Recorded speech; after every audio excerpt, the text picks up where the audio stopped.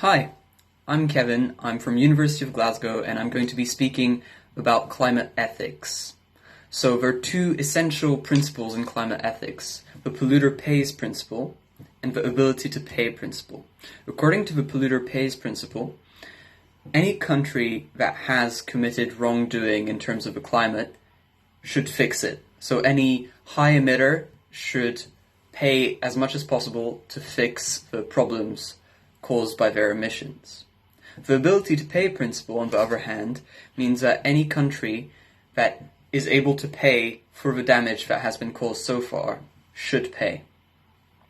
So, although there's a lot of intuitive appeal in the polluter pays principle, clean up your own mess, my research argues that actually it only makes sense insofar as it overlaps with the ability to pay principle.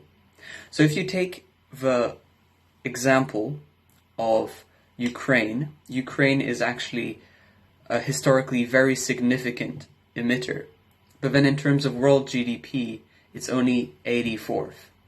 So if you try to tax Ukraine or get Ukraine to pay the same amount of shares as other historically important countries like the US, who have GDPs that are way higher in the ranking, it doesn't make much sense, because then the Ukraine is going to be impoverished way more by these measures than the United States.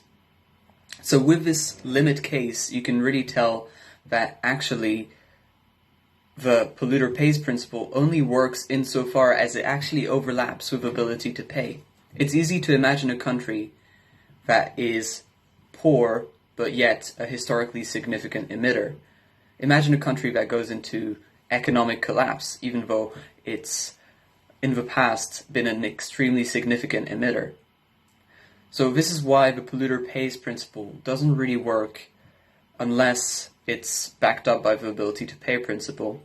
And when we're looking for ethical principles, we shouldn't try to find principles that just confirm whatever we believed before. And just because it so happens that in most cases the polluter pays principle overlaps with the ability to pay principle doesn't actually mean that we should keep it. We should find the principles that work independently of the empirical circumstances that we find ourselves in.